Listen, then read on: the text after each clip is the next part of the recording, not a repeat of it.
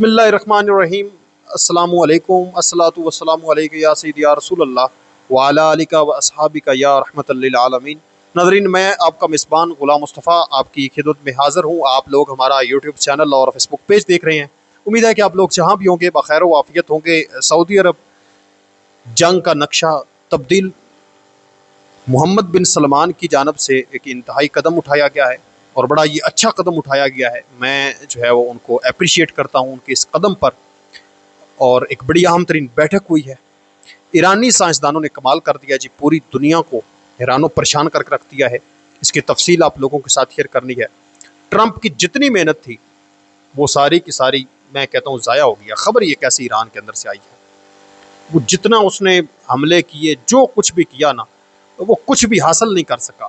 آج ایران سے ایک ایسی خبر سامنے آ گئی۔ پھر اس کے ساتھ ساتھ ہم بات کریں گے کہ روس اور یوکرائن کے درمیان جو جنگی ماحول ہے وہ مزید تباہ کن ہو چکا ہے۔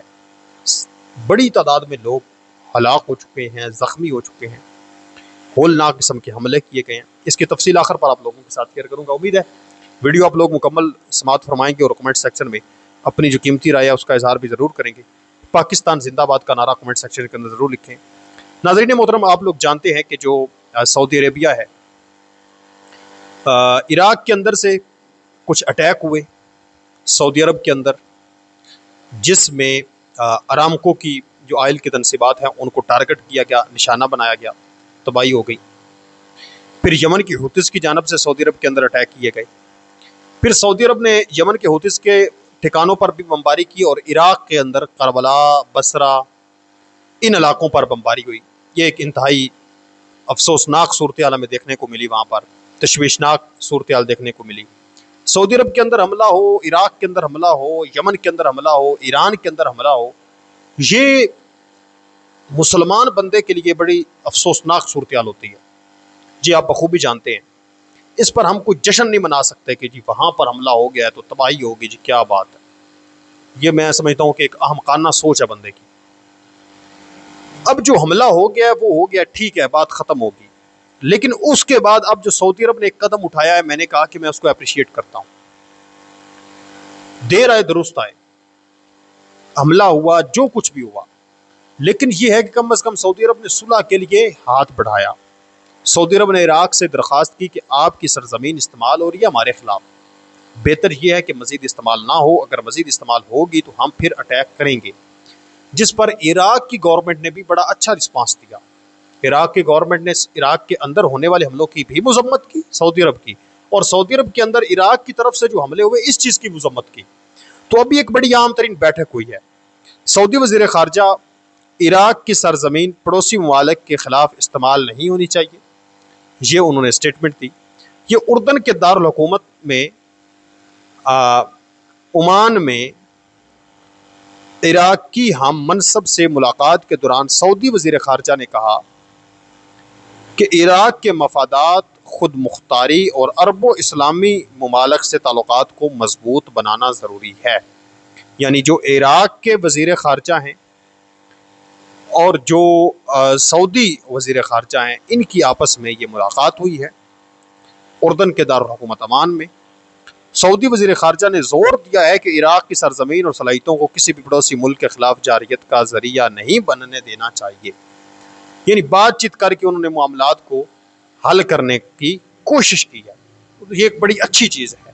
میں یہ سمجھتا ہوں کہ سعودی عرب اور یمن کے حوثیز کے درمیان جو معاملہ ہے اس کو بھی بات چیت کے ساتھ ہی حل کرنا چاہیے، اور یہ معاملہ یمن کے حوثیز کے ساتھ بات چیت کر کے حل نہیں ہوگا، یہ معاملہ ہوگا سعودی عرب اور ایران کے درمیان بات چیت کر کے، کیونکہ جو یمن کے اندر آفیشیل گورنمنٹ ہے وہ تو پہلے ہی سعودی عرب کی حمایت یافتہ ہے، اور جو یمن کے حوثیز ہیں یہ ایرانی حمایت یافتہ ہیں۔ تو ایران کے ساتھ اگر یہ بات کریں گے، اگر ایران ان کو کہے گا کہ اب آپ نے سعودی عرب کے اندر حملہ نہیں کرنا، تو معاملات ٹھیک ہو جائیں گے۔ اس میں یہ بھی ہے کہ جو ان کا محاصرہ، وہ جو دعویٰ کرتے ہیں کہ ہمارا محاصرہ جاری ہے، وہ محاصرہ بھی پھر یقینی طور پر ختم ہونا چاہیے، تب جا کر یمن کے حوثیز اور یہ سعودی عرب کے درمیان معاملات حل ہوں گے۔ بلکہ ایک اچھی پیش رفت دیکھنے کو ملی ہے، بڑی اہم ترین یہ بیٹھک ہوئی ہے عربوں کی آپس میں، عراق اور سعودی عرب کی معاملات کو یہ امید ہے کہ حل کرے گی، اور مزید عراق کے اندر بھی حملے نہیں ہوں گے، اور عراق سے سعودی عرب کے اندر بھی حملے نہیں ہوں گے۔ اور ایک پوائنٹ، عراق کے اندر لازمی نہیں ہے کہ جو ایرانی پراکسیز ہیں وہ یہ حملہ کریں سعودی عرب کے اندر.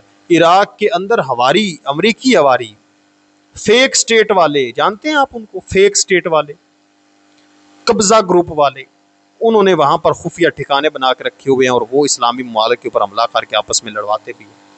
ان کے اوپر کنٹرول میں سمجھتا ہوں کہ سب سے زیادہ ضروری ہے. تو عراق کی گورنمنٹ یقینی طور پر ان پہ کنٹرول کرے گی.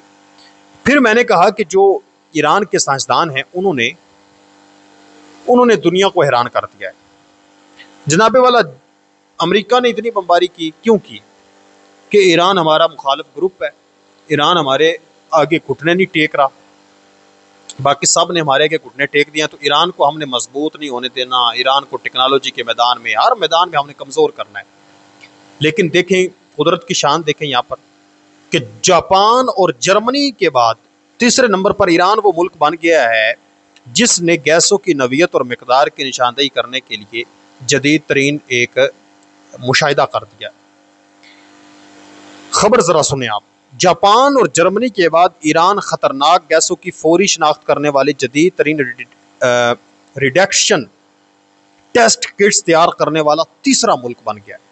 ایران نے دعویٰ کیا ہے کہ اس نے ایک ایسی جدید ڈیٹیکشن کٹس تیار کی ہیں جو چند سیکنڈز میں ان گیسوں کی نوعیت اور مقدار کی نشاندہی کر سکتی ہیں. یعنی گیس کتنی خطرناک ہے، اس کا مٹیریل کیا ہے، اس کو تباہ کیسے کرنا ہے، یہ ایران چند سیکنڈز میں پتہ لگا سکتا ہے. اور یہ پہلے جو خبر سامنے آ رہی ہے ترکیہ اردو کے مطابق یہ صرف جاپان اور جرمنی کو پتہ ہے، اس کے پاس یہ ٹیکنالوجی آپ کہہ لیں موجود ہے، اس کے علاوہ اب کسی کے پاس موجود نہیں جو ایران نے حاصل کر لی. اور اس کے سائنسدانوں نے خود، میں نے جو چیز سرچ اس پر کیا ہے جو مجھے پھر ملی ہے چیز، کہ اس کے سائنسدانوں نے بیرونی کسی ٹیکنالوجی کا استعمال نہیں کیا، بلکہ خود اپنے طور پر جو ہے وہ سرچ کیا، چیزوں کو سرچ آؤٹ کر کے جو ہے وہ اس چیز کو حاصل کر لیا. میں اکثر کہتا ہوں کہ جو ایران کی آپ دیکھیں نا جتنی بھی ان کی باڈی ہے، ان کے جو کیبنٹ کے لوگ ہیں، حکومت کے لوگ ہیں، بڑے پڑھے لکھے لوگ ہیں، کوئی ڈاکٹر ہے، کوئی پی ایچ ڈی ہولڈر ہے، کوئی فلاسفر ہے، کوئی رائٹر ہے، کوئی پائلٹ ہے، وہ سارے اس طرح کے لوگ آپ کو ملیں گے.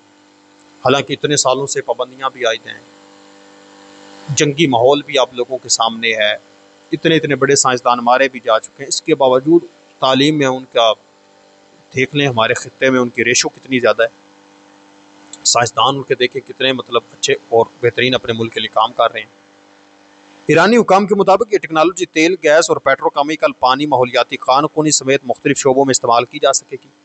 دعوے کے مطابق ایران اس صلاحیت کی حامل ٹیکنالوجی تیار کرنے والا جرمنی اور جاپان کے بعد تیسرا ملک بن گیا. یہاں پر افسوس کے ساتھ کہنا پڑ رہا ہے کہ ہمارے لوگ صرف اور صرف ٹک ٹاک کے علاوہ ان کو کچھ بھی نہیں پتا، ٹھمکے لگانے کے علاوہ اور کچھ بھی نہیں جانتے. اپنی ماؤں بہنوں کو دکھاتے ہیں اور 4 پیسے کمانے کا یہ طریقہ کار دیکھ رہے ہیں. اس طرف کوئی توجہ ہی نہیں ہے کہ کوئی یار کوئی سائنس مطلب کسی چیز کے اندر کوئی ریسرچ کر لیں، کوئی نئی چیز ایجاد کر دیں. اور پھر ہمارے لوگ ایجاد کریں بھی کیسے؟ جو ایجاد کرتا ہے اس کو ہمارے جو اوپر بیٹھے ہوئے ہیں وہ ایجاد کر دیتے ہیں، اس کو کسی ایسے کمرے کے اندر گھسیڑتے ہیں کہ وہاں سے اس کا نام و نشان تک نہیں ملتا. مطلب دونوں طرف سے پورے آوے کا آوے خراب ہے. بہرحال ایران کے سائنسدانوں کے اس معاملے پر آپ کیا کہتے ہیں مجھے ضرور بتائیں.